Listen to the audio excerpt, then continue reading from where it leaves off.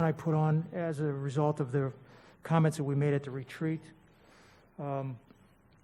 The recommendation that we look at the policy to decide whether we want to change policy 1.03 regarding voice recorded speakers. I just want to remind you of two things. First of all, when we have a whole room full of people, we have two options available, or three. We can let them all speak for 3 minutes. We can limit their time by board vote, or we can ask them to send a representative up if there's 10 or 15 people here that want to speak on the same item. We don't have the opportunity of that with the telephone call-ins, and they're all 3 minutes long, and so we have no chance to any way limit that. And again, as we discussed, there's no intent to limit public comment, but we need to ensure that the board can effectively conduct board business. And when we have hundreds and hundreds of recordings, we could effectively not be able to conduct the meeting because we run out of time, and we have to. And every time we postpone the meeting, we have to advertise it for 5 days. So all of you remember what we went through the last time. So it's open for discussion. I ask you all to give some thoughts so we could discuss it tonight. I know, Dr. Robinson, you had concerns about making sure that that the public had adequate means to comment. So if you'd like to make any comments about this. Thank you. I'm troubled at the thought that we would consider not having the recorded messages. And so one might say, well, they could send an email. There's something about hearing the emotion in the voice that tells you how important a particular issue is to that individual. We brainstormed the possibility of just playing messages for 30 minutes. I find that to be unsatisfactory. I could contemplate decreasing the amount of time that's allotted, but I cannot, in good conscience, decide that I want to deny people their voice. I can't. It's unconscionable. Vice Chairwoman Brew. Thank you. So I gave this a lot of thought after our meeting, and we've only had one instance, one topic that caused as many people to call in. Yes, there is the potential as we go forward in the COVID environment, but as I thought about it, my initial reaction was, yes, we should be able to listen to the recordings before the meeting. That's an option maybe later, to have it set up as an MP3 or whatever kind of file for us to listen to, and maybe have a cutoff like 2 days before. But my gut instinct is, why don't we just see if this occurs again? Because this was such a highly emotional, atypical topic. I don't know that we'll ever get to that place again where we have 1,000 messages to listen to. I would hope that there's nothing that controversial that comes to us again that way. So I'm happy to stay the course the way it is right now, see if the need arises again, and then maybe see if we can massage it so that we do have an opportunity to hear all the messages. Hopefully by having a cutoff prior to the meeting, we could hear it prior to the meeting before we made any decisions. Mrs. Whitfield. Thank you. So I feel that since it is such an aberration and it is something that we could, that doesn't happen that often, we should create a cutoff that is just like 2 hours, something big that we never get to on any of these topics, just to ensure that we don't end up with a situation like we had where there was an expectation of days and days and days of listening. It was a extremely heavy toll to be able to get through all of those. I took it on because I think it was important. That was the agreement that we made. But I think in a normal situation, every topic really is completed within an hour or so. So just to have an insurance policy that even really respects the fact that we're going to get a good chunk of the comments. There was just a lot of repetition that was in there, and I think we can just create some space in there to ensure that we don't end up in a situation similar to the one we had before. I think it makes sense from just a governance standpoint to be able to be as effective with our time as possible. Thank you. Mrs. Andrews? Thank you. I really don't want to change anything at this point in time. I truly believe in everybody's voice. When we look at Palm Beach County, we're a large county. People are traveling far and near to get to this central location right here at the district administrative building. Or even if they're on the telephone, many of them can't make it over here. And so many people want to have a voice. I just really feel like what we had to deal with before reached international levels. This is why we got what we got, because of the topic and the things that we had done had put us in a place where people were calling from all across the country, from all over the world, because they were angry about what had happened here. I think we have to go back and make a priority for people having a voice. I believe in that. And if we get to a point that we have to do something, I'd like to see that. But I've been here a long time, and I do remember us having people always having a voice. And even in the Glades, we had put a simulcast out there for people who couldn't travel over here so that they could have a voice. It makes it even better because sometimes people are working right up until the time and they can't do it. They may be working at night. Whatever the case may be, they may not be able to make it here.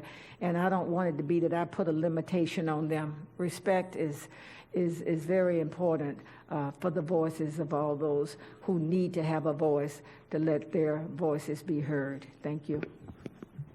Anyone else? So it looks like the consensus of the board would just leave the policy alone. So next item is board discussion is Ms. Ayala DOJ investigation. Thank you, Mr. Chairman. So I first want to start by saying I really appreciate staff's work on bringing me up to speed on this, given that this item was discussed before my arrival. It was on the agenda on October 1st, 2020.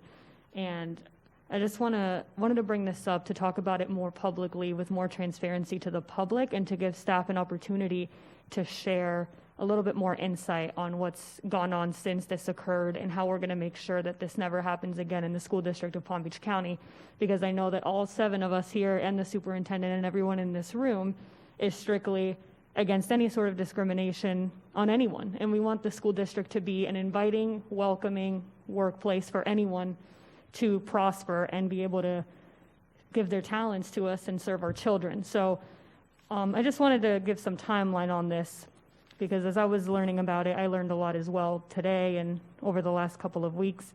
So on December 18, 2019, the Department of Justice lets the district know at that time, our general counsel office, that they are going to do an independent investigation, which means that they're just deciding to do this. They do not have any complaints at that time, but they decide they're going to investigate how practices take place at the district. Then on June 30th, 2020, the General Counsel Department receives notice that the investigation found that there was reasonable cause to believe that unfair practices had been taking place. And then on October 21st, the board voted to approve a settlement in the matter of this investigation that had these findings that gave reasonable cause to believe that practices had occurred that were unfair. And I really have been impressed with what I know the district is doing at this time to resolve this and make sure that this never happens again. So, Mr. Chairman, I would like the opportunity for the superintendent to have staff speak on what's gone on in terms of our hiring practices, and as well from our general counsel on what has been done since to ensure that this never happens again. Mr. Superintendent? Yes, appreciate giving us some time. So I want to make sure, obviously the board knows we talked about this in closed session several months ago. So at this time, Dr. LaCava and General Counsel, if you're ready to speak to some of those items that can be talked to in public, please do so at this time. Sure, and good evening, Chairman Barbieri and school board members, and I'm sorry, I always have issues with this microphone. But no, I agree with Mrs. Ayala. This is an issue that should never happen again. This is an issue that we've been working extremely hard in HR to ensure that there's never any engagement of unfair documentary practices. So during that time, we've been working collaboratively with the Department of Justice. We've been working with the legal team in regards to ensuring that our team in HR understands the process, understands the practice. So there's a couple of things that the Department of Justice, HR, and legal agreed to in that settlement. So far, the first thing that we have done and completed is the training of all HR staff. This was a one-time occurrence, but we're going to continue to do it every 6 months, every year. And anytime a new employee comes into HR, they will also they will continue to be trained. There is going to be revisions on the policy. Some of the policies are old, they're outdated. I know that I've been working with some of the legal team in regards to looking at that, and one of my directors will be reviewing that. They've already started with the documents, the training materials. The other thing that immediately went up were all the posters, any updated posters on all the doors, and also all the list of acceptable I-9 documents. Those are listed as well, so there should never be any doubt of what's acceptable to ask a person coming into Palm Beach's HR, what's acceptable, what's not. And then provide copies of the I-9 list of acceptable documents onboarding instructions. So the onboarding process will also change. So those are the things that we have done so far. In the next 2 months, in the agreement, we're also going to be audited by the Department of Justice. So they'll be coming in every 4 months to look at our E-Verify documents. And then every year, we've asked for the DOJ to continue to do that up to, I believe, 4 years. I think I have addressed all the things that we are doing in the Human Resources Department. There were other pieces to this settlement agreement that, if you don't mind, Ms. Carbone, in regards to the adult education piece, if you can answer that. You'll have to come to a microphone. I'm sorry. She can come up to the front table here. She can come to the front table.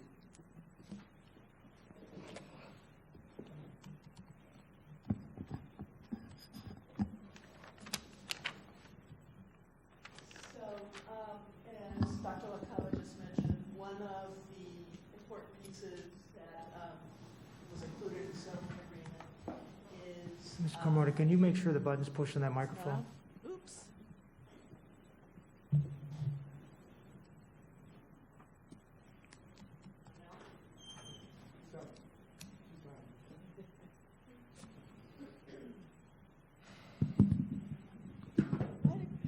I always seem to get the dead microphone. So one of the important pieces of the settlement agreement is actually something that's going to have a broader impact, not just on applicants for the Palm Beach County School District, but the workforce in general throughout the county. And that is that the DOJ is going to provide Know Your Rights presentations at 15 of our adult ESOL education sites throughout the district. These presentations will be done by the DOJ attorneys. We will be able to collaborate with them on the materials, but they will strictly be done by the DOJ and will serve to inform the community in general wide about their rights as workers in the United States. Thank you, Ms. Carmona. Dr. LaCava, any closing statements? No, again, I will continue to update board members or anybody that has specific questions in regards to what's taking place in regards to the trainings or any updates as the board pleases. But again, we're working hard to ensure that none of these practices ever happen again. And I will update the board periodically. The 3 superintendents in the south part of the state of Florida are all going through the same situation. Myself, Bob Renzi, and Alberto Cavallo. And so I will, as we keep working through it at the superintendent level, I will update the board periodically on our initiatives. Thank you, Dr. LaCava. Mrs. Bernard, I have a question for you. So, you and I discussed, I spoke with Dr. Garcia, who represents the Hispanic community, and I asked you if you could figure out who we would contact, the DOJ, to get some of the materials we don't have, to see if they would actually provide them to him. I don't know what their public records request situation looks like. Have you had the opportunity to have your staff check to see if we can give Dr. Garcia some information as where he can get the things that he'd like to have that we don't have? Like the investigative report, Dr. LaCava indicated it doesn't exist, but possibly the DOJ has an investigative report that they would be willing to release under whatever policy they have in place for release of documents. Yes, as I understand from DOJ, the only way that any member can get that information is through a FOIA request. And so Dr. Garcia, like any member of the public, would have to go through that route.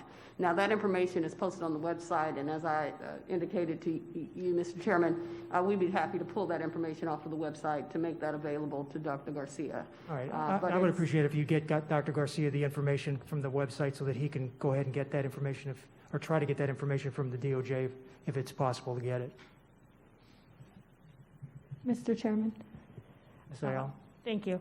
I just want to make sure that all of the members know that we received a letter from Dr. Garcia representing the Hispanic Education Coalition on December 3rd.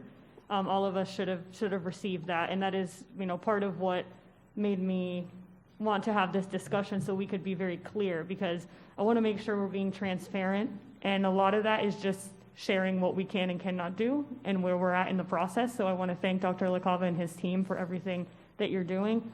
And of course, Ms. Bernard and her legal counsel team for the efforts to make sure that we correct this and make sure this never happens again in this district. Mrs. Andrews? Thank you, and thank you, Ms. Ayala, for putting this on the agenda. When this first came up, as you were reading the chronology just a few minutes ago, one of the things I had asked was for the district to sit down with the Hispanic Education Coalition. It's one of our committees. This organization is connected to the school district of Palm Beach County.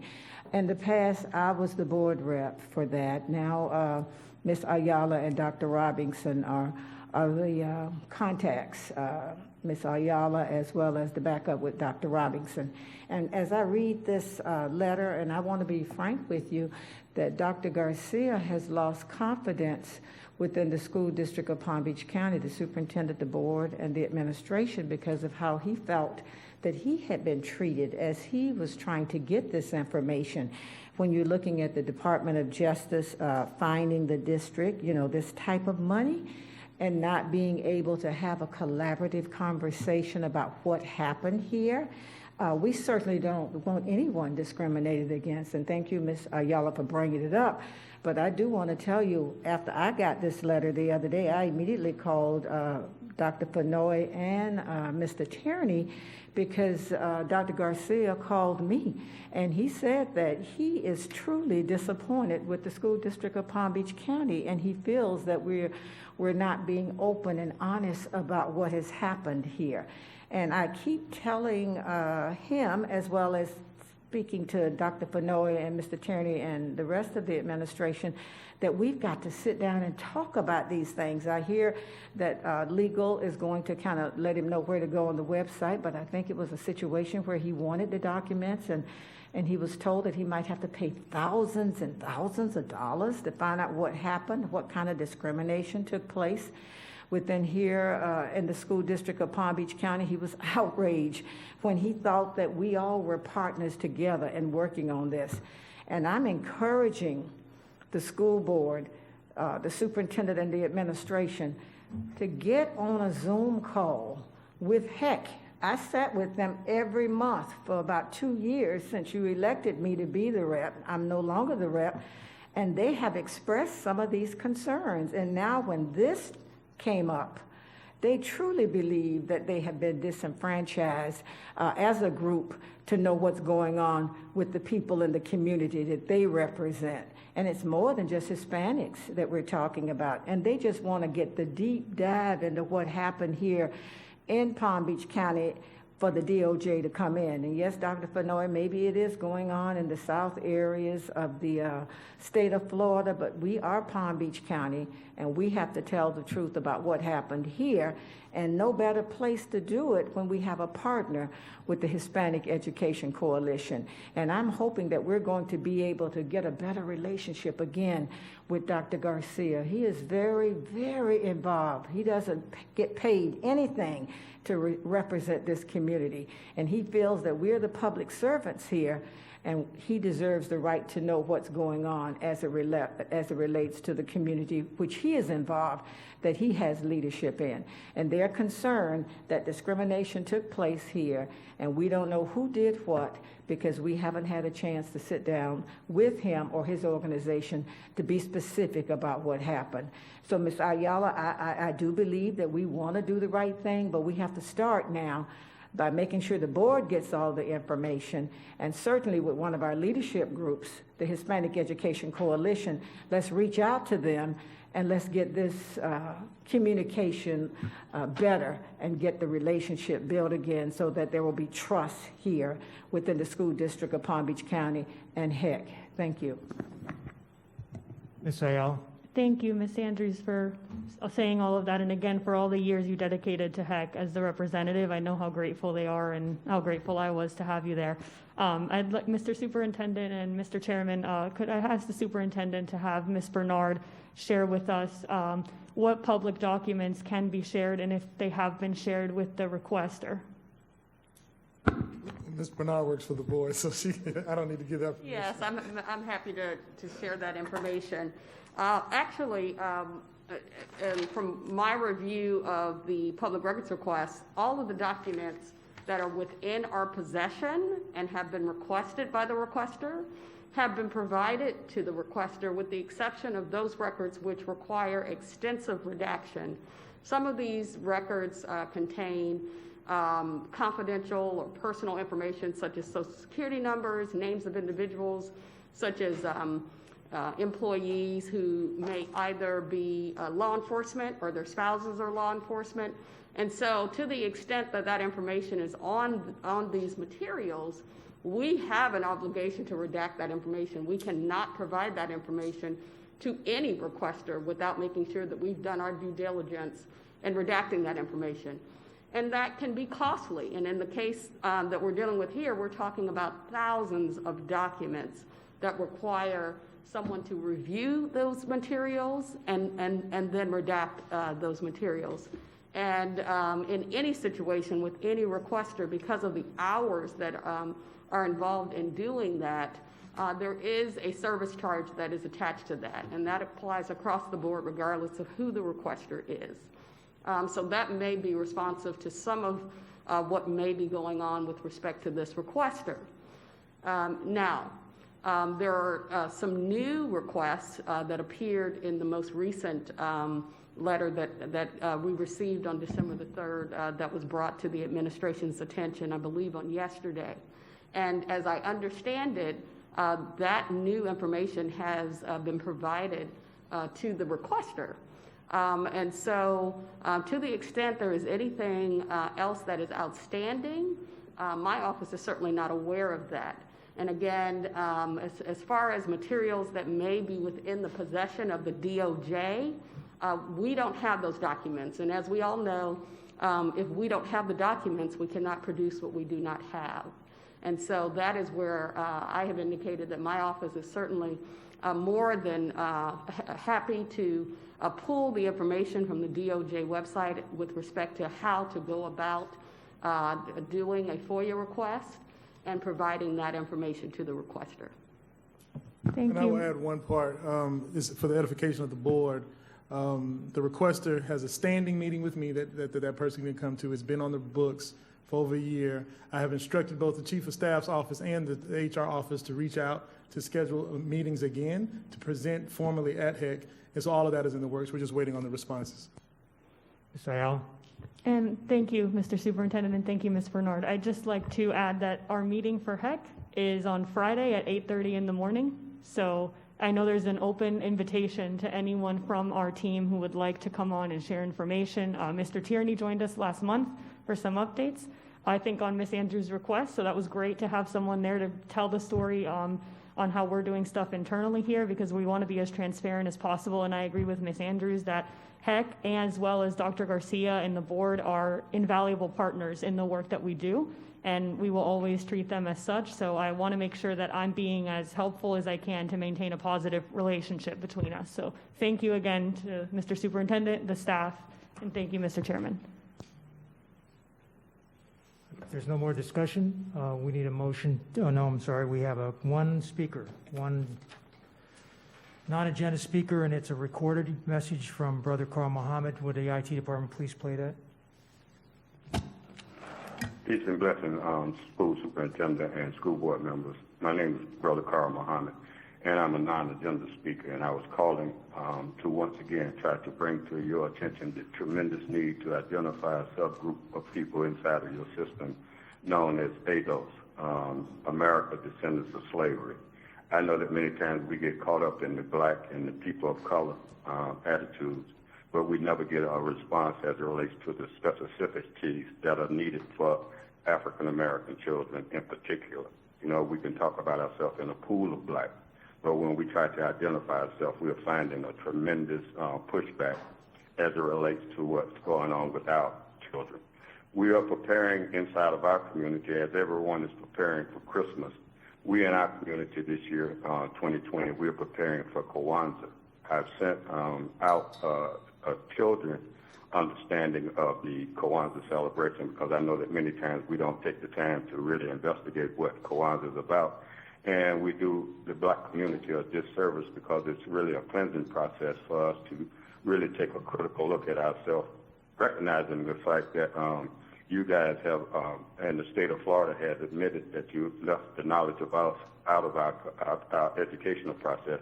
So we in the community are trying to build capacity, and we still need the partnership with those of you who are in charge of our children's life. We understand that Florida Statute 1003.428 is a very serious, well, it's the most serious thing that I believe that has happened to education and understanding inside of the world of academia, but we're still having a problem. I know you, board members and superintendent, you're just coming back from the equity break or whatever it was that you were supposed to have taken, and you was going to do some critical looking at the word equity. I'm hoping that your curriculum was number one in that idea of bringing some kind of equity to the curriculum, because as of yet, we haven't heard of any kind of real genuine effort to really address the problem of that Florida statute. So we do need your assistance and we need your help. And Kwanzaa is celebrated from December the 26th to the January the 1st. And we need your help, because we're trying to purchase and trying to bring some books and some materials inside of our community, some that we haven't had the assistance of no one giving to us. And we're hoping that we're in the window right now where people are a little bit more decent in their attitudes and their efforts. And we are here to help you. And once again, that's ADOS, America Descendants of Slavery. And we are a reality inside of your, and we need opportunity to have a real powwow, if you will, to start this next school year. You know, we just elected it. All right, board members, that's the end of the meeting. Mr. Superintendent, do you have anything else? Mr. Chairman, I have nothing else. We need a motion to adjourn. Motion by Mrs. Andrews, second by Ms. Ayala. Any discussion? All in favor? All opposed? Meeting is adjourned.